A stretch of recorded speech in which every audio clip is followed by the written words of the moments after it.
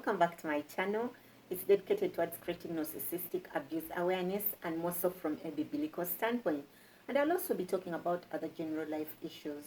People in abusive relationships at a given point start wondering where the person they fell in love with at the beginning of a relationship went, because they'll be missing those times they enjoyed, the attention they were given, the laughter they enjoyed, the sunshine this person brought into their lives, the love, the care, the responsibility, literally. So these people start working themselves out in the hope of getting that person back, because at the back of their mind they believe that the causation of the disappearance of this person, unbeknownst to them, is that that person never was.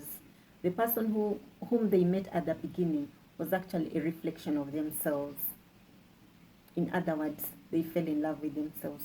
Today I'll be talking about one very interesting terminology you're going to find in the narcissistic corridors, which happens to be narcissistic mirroring. Healthy mirroring is where someone mimics the body language, mannerism. This replication is done subconsciously. This is a huge concept in the sales industry.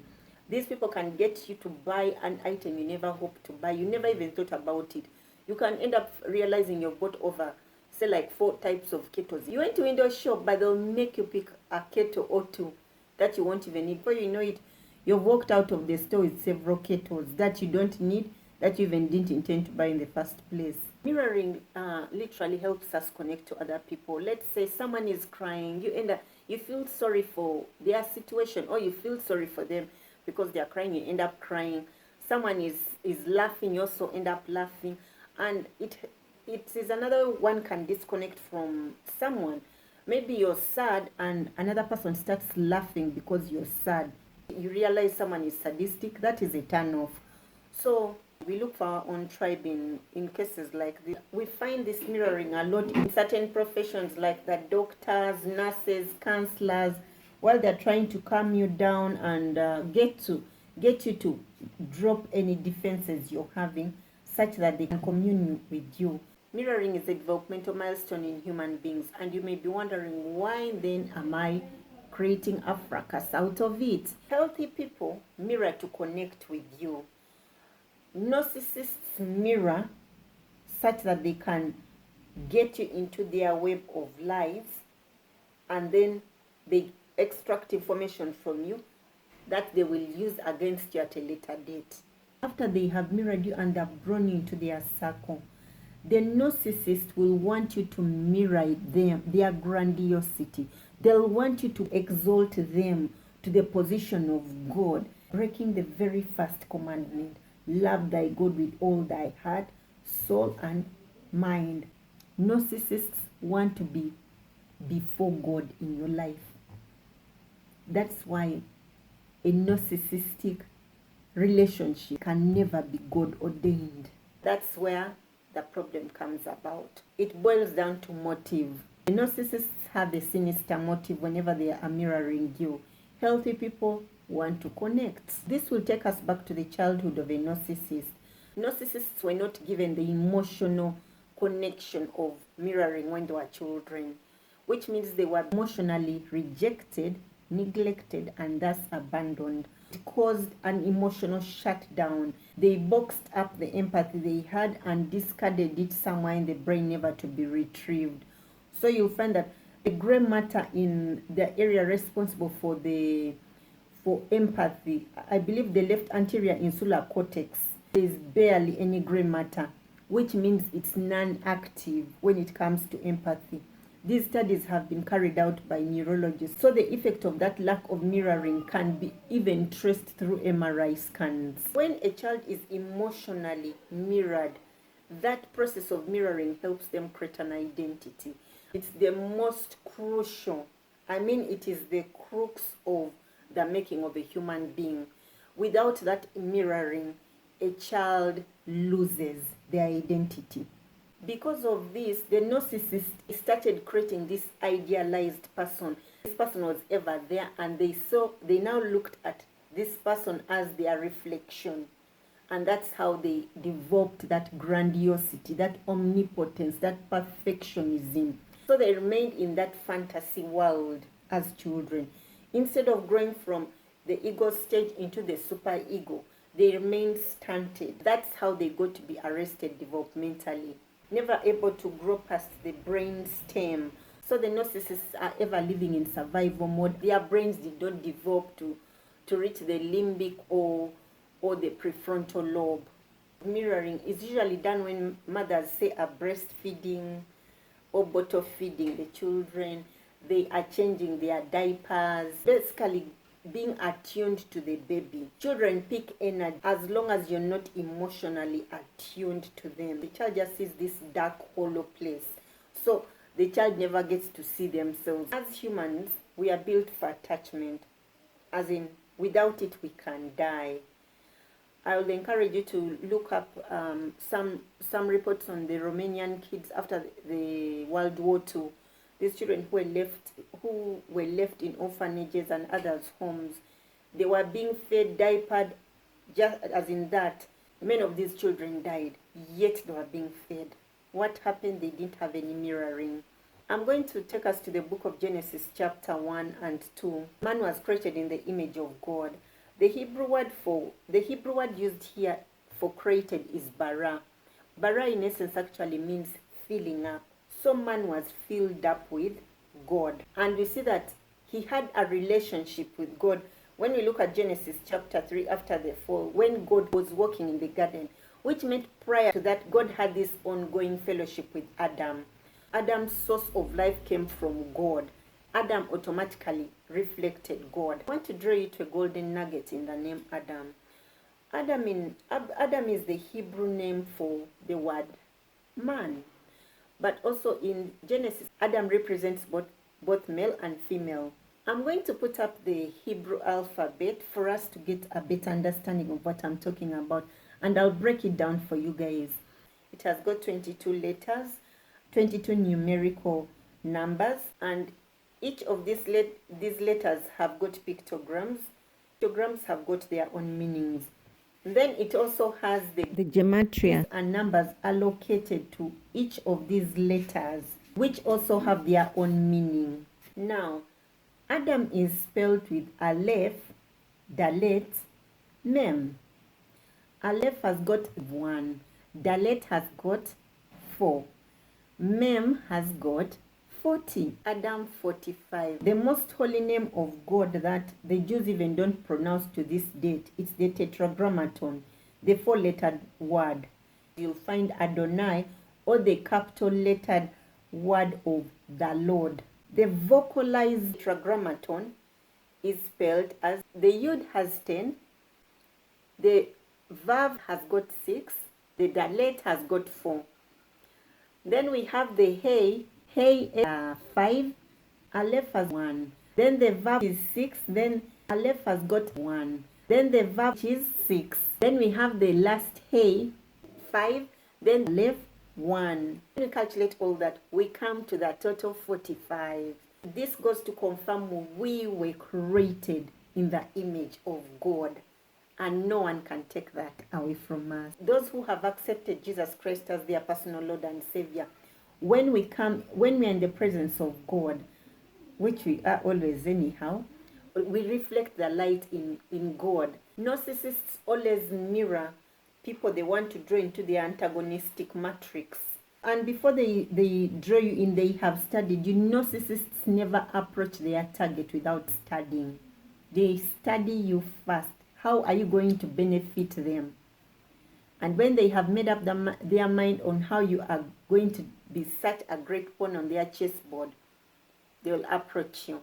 Just like the serpent approached Adam and the woman, he mirrored them so well that they felt comfortable. Their defenses went low. And he managed to convince them that they did not have the nature that they actually had. And they ended up breaking the law of obedience, thus flashing the covenant between them and God. That old bag of tricks hasn't changed. Narcissists do exactly like the serpent did. They will approach you and mirror you, your likes, your dislikes, your wants, your tone, your mannerisms, you name it. They will do whatever it takes to look like you, and you really think you have found your soulmate, your twin flame, No one understands you at depths like this person is doing. No one has ever given you that attention, that care, that love. It almost feels like everyone else has not been for you. The lion looks most handsome when it's looking for food. Rumi said that. They mirror these empathetic traits of yours and you think these people are empathic, yet they are godless. They are that cunning. Always keep this in mind. A soulless person is godless. A soul without love is dead. Matthew 22, chapter 27 tells us, love thy God with all thy heart, with all thy soul, and with all thy mind. Everything is about God. When you are tuned to God, you become transformed. You become like Him. And in so doing, you start loving yourself because you are filling yourself from an ever-flowing river of love. And when you're full, you are now able to love your neighbor. Many times people think that you must love your neighbor, then you love yourself. No. You love yourself first, then you love your neighbor. You cannot give something you don't have. When we love ourselves and we love others, you can see how the separation comes. We are able to see ourselves through the eyes of God as these autonomous 3D cells that we are. And in so doing, we are able to individuate ourselves, yet still maintaining the honor and reverence accorded to God and our friends. Always remember, whatever you behold, you become. From a godly source, you'll get godly fruits. From an ungodly source, you'll get evil fruits. I want to quickly go through some reasons as to why narcissists will mirror you. One, narcissists mirror you such that they can draw you into their web of deceit. This is especially during the love bombing, the future faking, gifting. They do it to insidiously draw you into their manipulative tactics. Despite them having an idealized self, they cannot connect really to that person because it is a fantasy. It's hollow. So they know behind that fantasy there's something else there at a subconscious level, especially for the low functioning narcissists. The high functioning narcissists have a certain degree of awareness. They lack empathy and they are like really fine with it. Those who are educated in this area, narcissists educate themselves also. Those who educate themselves get better at being manipulative. So they can actually fool you into thinking they are empaths. The high functioning ones, they look like empaths. They approach you like empaths. And you can live for so many years with them without realizing that they're actually narcissists. So back to what I was talking about. They know they have a flawed self, so they fear going into the realm of the hungry ghosts that want to come out. The place where they would be drawing from their identities, where those hungry ghosts are, because there's a void, a God void in there. To avoid getting into the area of the hungry ghosts, so they are going to mirror you whom they are approaching. 3, these people are going to mirror you such that they can fake intimacy. Yeah. It is one of the most sad cases. It's heart-wrenching, it's gut-wrenching, but it happens. Even during sex, they can appear like they're into it. Lakini wanakuangalia tu namna hivi. I think you bring your A game into the territory. When we're on alto, soprano, bass, and all that, for them they're like, yeah, so this is how they behave. And you're thinking, I did a great job. Wapi. This is how they behave when they're doing it. I'll also try it out. And you think everything went well. No. This intimacy helps them get supply from you. You make them feel that they're the ones in charge. They'll mirror you such that they can avoid you seeing the actual them. At a subconscious level, they know they are not good. Certain things they do are irritable to many people. So they do this to conceal that other ugly side of theirs, because they know once you get to know them, you're going to abandon them. At the subconscious level, they know they were abandoned as children. So the entire time you're laughing, you're crying, and they also appear to be crying, their shoulder to lean on, you have sex with them. All that fake intimacy. What are you talking about? Yes, they look like us, talk like us, but they don't think like us. Even their laugh is, by the way, different. Their laugh is different from normal human beings' laughter. They envy you. Envy literally is talking about wanting something you don't have. You as an empath, you as a codependent, you have got a certain trait that these people don't have, and that is empathy. Empathy, we have already talked about this. It's actually love. These people, we see the God void in them. And out of love, you find goodness, forgiveness, you find laughter, you find joy, you find peace. You have all these qualities they don't have. And in their fantasy world, they think, if I act like I'm in love with her, those qualities will rub off me. Birds of the same feathers flocking together runs deep when you people are authentic. Unfortunately for the narcissists, they are not authentic. Authenticity is foreign to them. Number 6, manipulationships. Actually, why I deem them manipulationships is because they are transactional. They are not emotional at any given point. They always scan, what can I get out of so and so? If the end game is going to be a bountiful harvest for them, they'll go in for you. I mean, they'll chase after you. You reject them and they're like coming after you. The chase could be harrowing for them, but at the end of it, they're going to get you. And once they've gotten you, you're going to pay for making it a harrowing chase for them. They are jealous of you. People cannot connect, like I told you, at an emotional level. Theirs is transactional. You'll find that in their families, these people tend to stand alone, not united as a family. 2, you'll also find that they don't have friends. They keep changing friends. The thing is that friends get to know who they actually, and they don't like the qualities. And they read energy. The friends, these friends, they don't like them. So they leave that group. They go to another group. That's why you'll find that they barely have anyone they can call a friend. Or if you're living with them, you'll notice no one ever comes to check on them. And you're wondering, if this person keeps talking, I have so many friends, but not even one can even say, let me come and visit. These people, because they are jealous of you, what they'll do, they'll try to isolate you from your source of support, your family and friends. This is where they'll start, what I'll later on discuss, triangulation.